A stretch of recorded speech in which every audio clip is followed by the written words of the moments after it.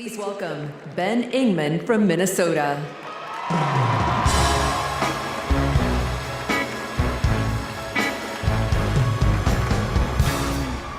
Tim Walz is the kind of guy you can count on to push you out of a snowbank. I know this because Tim Walz has pushed me out of a snowbank. I grew up next door to the Walzes in Mankato. Mr. Walz was also my geography teacher and my coach. Not for high school football, but for 7th grade basketball and track. So what was a high school football coach doing, coaching 7th grade basketball and track? Well, there was a kid in the high school who couldn't afford to pay for lunch, and he ran up a lot of debt. And Tim and Gwen decided they'd help pay it off. They started calling around the district to see if there were any positions they could fill to make a little extra money, and that's how he wound up coaching us 7th graders. That's right. Coach Walz got us excited about what we might achieve together. He believed in us, and he helped us believe in each other. And his leadership stuck. That track team went on to win a state title, just like the football team. That's right. Speaking of which, come on out, Scarlets. Yeah!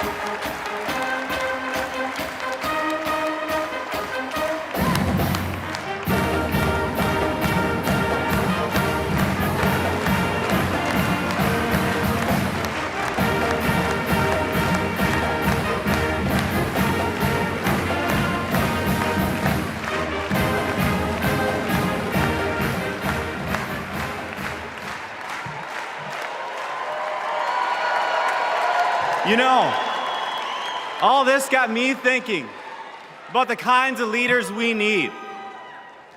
We want the people in charge to be genuine, compassionate, and trustworthy. The thing is, there are people in our neighborhoods who fit this description. The kind of people who display quiet leadership by helping kids pay for their lunches, by bringing teams together to believe in each other. And when we're stuck in the snow, they push us out. Well, in my neighborhood, we always wish that people like that would run for office. Well, in my neighborhood, someone like that did run for office. And he's going to be a wonderful vice president. Thanks very much.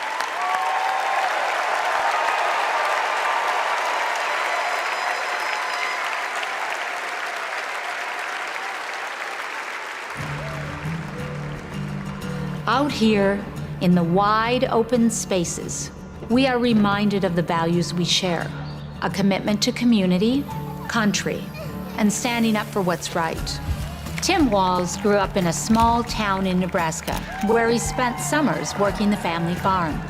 There were just 24 students in his graduating class.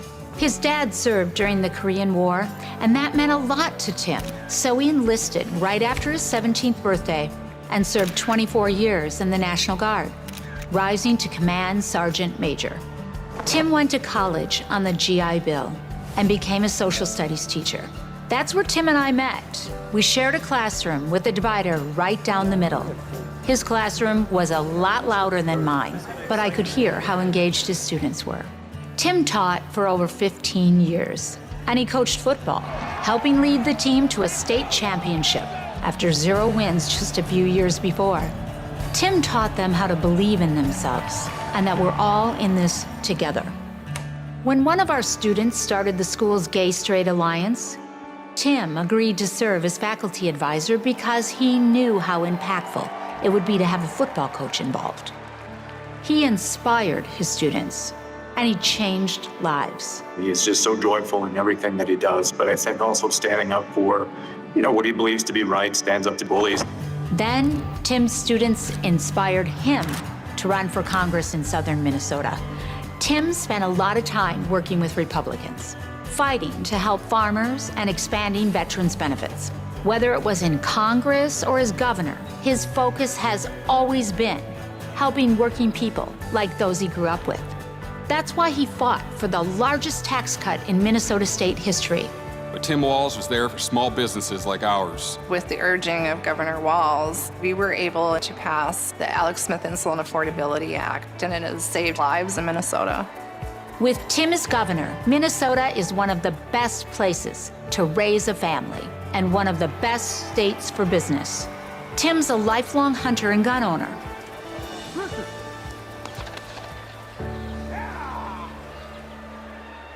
But after the Sandy Hook school shooting, he knew that we had to do something. So he's fought for background checks and red flag laws.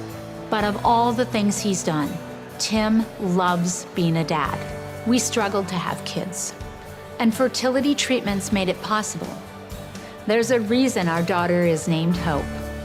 Hope and Gus mean the world to us. Governor Walz making good on a promise to his son and family yesterday by getting them a puppy. Then we're gonna go get some food, corn dog, I'm vegetarian. turkey then, and then Turkey's meat. not in Minnesota, turkey special.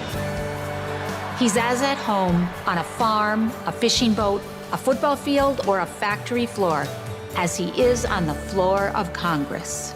Tim's commitment to service all comes back to the values we grew up with. Love your country, help your neighbor, and fight for what's right. Because that's what America is all about. Two middle-class kids. One, a daughter of Oakland, California. The other, a son of the Nebraska Plains, only in America. Is it possible for them together to make it all the way to the White House?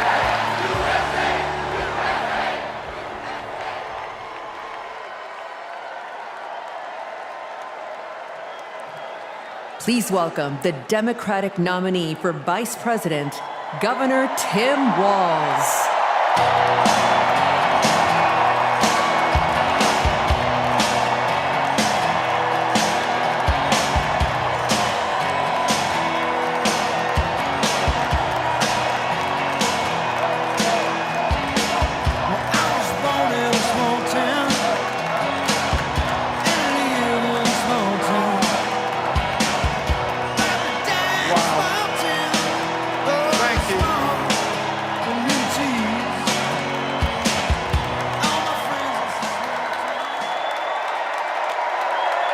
Thank you.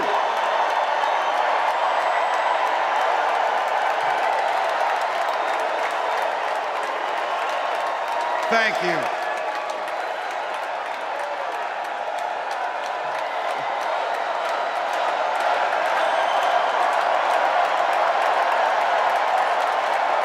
Wow. Well, thank you. Thank you, first of all, to Vice President Harris. Thanks for putting your trust in me and for inviting me to be part of this incredible campaign. And a thank you to President Joe Biden for 4 years of strong, historic leadership.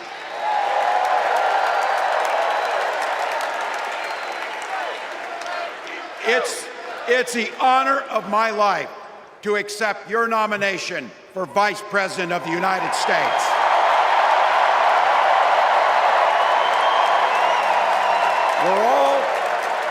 We're all here tonight for one beautiful, simple reason. We love this country. So thank you to all of you here in Chicago and all of you watching at home tonight. Thank you for your passion. Thank you for your determination. And most of all, thank you for bringing the joy to this fight.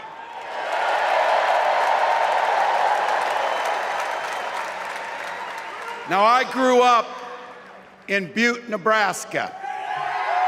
a town of 400 people. I had 24 kids in my high school class, and none of them went to Yale. But I'll tell you what, growing up in a small town like that, you learn how to take care of each other. That family down the road, they may not think like you do. They may not pray like you do. They may not love like you do, but they're your neighbors. And you look out for them, and they look out for you. Everybody belongs, and everybody has a responsibility to contribute. For me, it was serving in the Army National Guard. I joined up 2 days after my 17th birthday, and I proudly wore our nation's uniform for 24 years. My dad, a Korean War era Army veteran, died of lung cancer a couple years later. He left behind a mountain of medical debt. Thank God for Social Security survivor benefits. And thank God for the GI Bill that allowed my dad and me to go to college, and millions of other Americans. Eventually, like the rest of my family, I fell in love with teaching.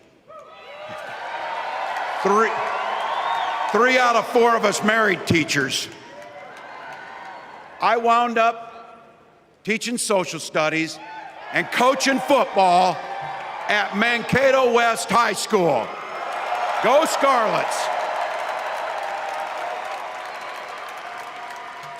We ran a 44 defense.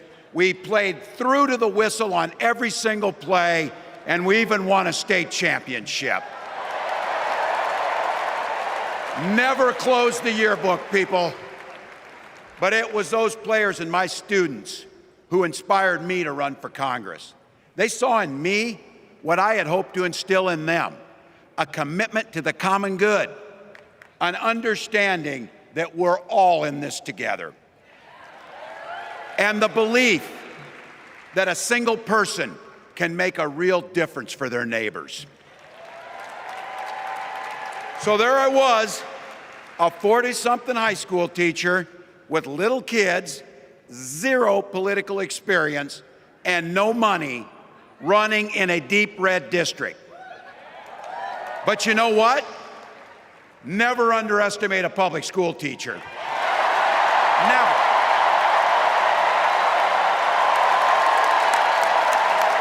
I represented my neighbors in Congress for 12 years, and I learned an awful lot. I learned how to work across the aisle on issues like growing the rural economies and taking care of veterans. And I learned how to compromise without compromising my values.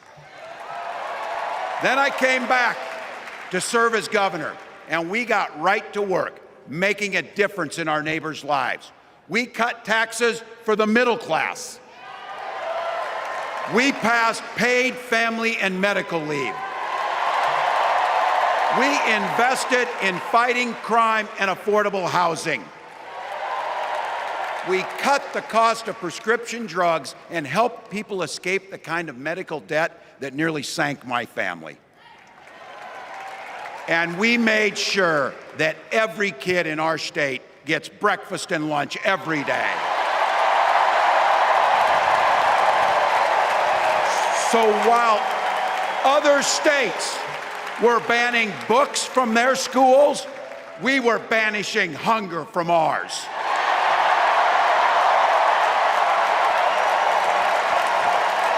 We also protected reproductive freedom because in Minnesota, we respect our neighbors and the personal choices they make. And even if we wouldn't make those same choices for ourselves, we've got a golden rule. Mind your own damn business.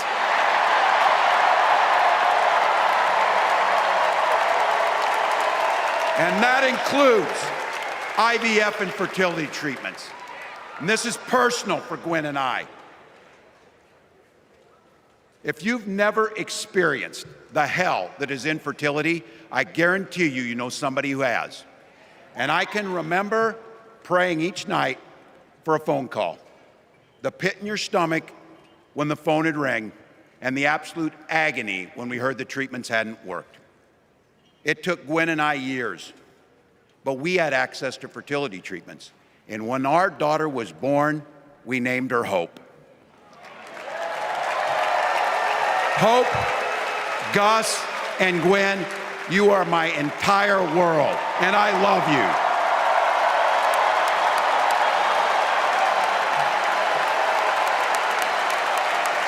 I'm letting you in on how we started a family because this is a big part about what this election is about.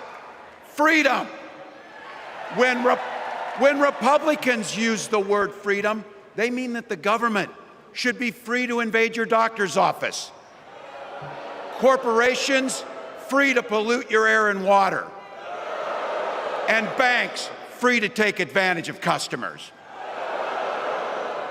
But when we Democrats talk about freedom, we mean the freedom to make a better life for yourself and the people that you love. Freedom to make your own healthcare decisions. And yeah, your kids' freedom to go to school without worrying about being shot dead in the hall.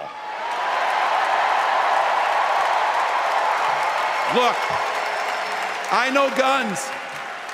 I'm a veteran, I'm a hunter, and I was a better shot than most Republicans in Congress, and I got the trophies to prove it. But I'm also a dad. I believe in the Second Amendment, but I also believe our first responsibility is to keep our kids safe.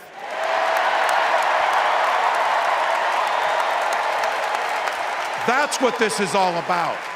The responsibility we have to our kids, to each other, and to the future that we're building together, in which everyone is free to build the kind of life they want. But not everyone has that same sense of responsibility. Some folks just don't understand what it takes to be a good neighbor. Take Donald Trump and J.D. Vance. Their Project 2025 will make things much, much harder for people who are just trying to live their lives. They spent a lot of time pretending they know nothing about this. But look, I coached high school football long enough to know, and trust me on this, when somebody takes the time to draw up a playbook, they're gonna use it.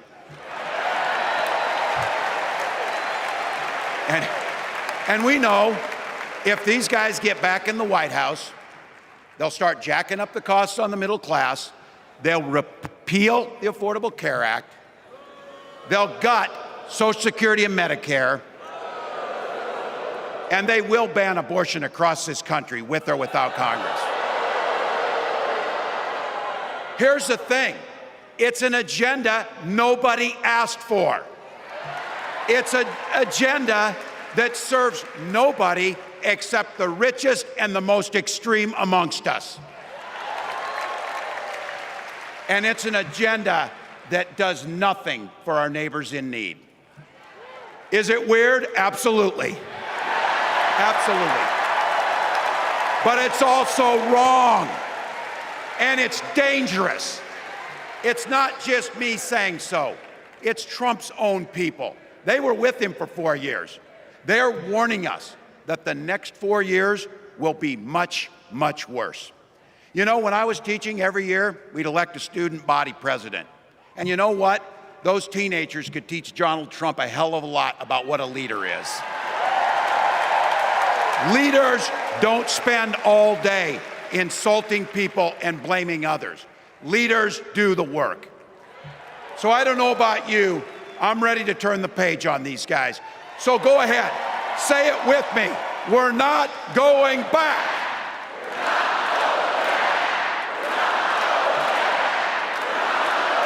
We've got something better to offer the American people. It starts with our candidate, Kamala Harris. From her first day as a prosecutor, as a district attorney, as an attorney general, as a United States senator, and then our vice president, she's fought on the side of the American people. She's taken on the predators and fraudsters. She's taken down the transnational gangs, and she stood up to powerful corporate interests. She has never hesitated to reach across that aisle if it meant improving your lives. And she's always done it with energy, with passion, and with joy. Folks, we've got a chance to make Kamala Harris the next president of the United States.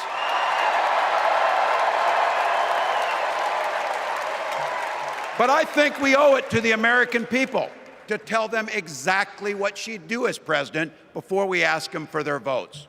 So here, this is the part, clip and save it and send it to your undecided relatives so they know. If you're a middle-class family or a family trying to get into the middle class, Kamala Harris is going to cut your taxes. If you're getting squeezed by prescription drug prices, Kamala Harris is going to take on Big Pharma. If you're hoping to buy a home, Kamala Harris is going to help make it more affordable. And no matter who you are, Kamala Harris is going to stand up and fight for your freedom to live the life that you want to lead. Because that's what we want for ourselves, and it's what we want for our neighbors. You know, you might not know it, but I haven't given a lot of big speeches like this. But I have given a lot of pep talks. So let me finish with this, team. It's the fourth quarter. We're down a field goal, but we're on offense and we've got the ball. We're driving down the field. And boy, do we have the right team. Kamala Harris is tough. Kamala Harris is experienced, and Kamala Harris is ready. Our job for everyone watching is to get in the trenches and do the blocking and tackling. 1 inch at a time, 1 yard at a time, 1 phone call at a time, 1 door knock at a time, 1 $5 donation at a time. Look, we got 76 days.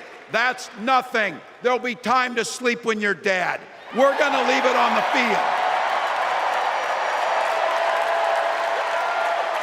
That's how we'll keep moving forward. That's how we'll turn the page on Donald Trump. That's how we'll build a country where workers come first. Healthcare and housing are human rights.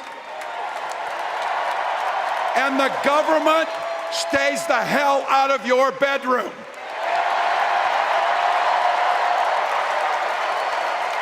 That's how we make America a place where no child is left hungry, where no community is left behind, where nobody gets told they don't belong.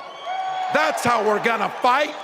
And as the next president of the United States always says, when we fight, when we fight, when we fight,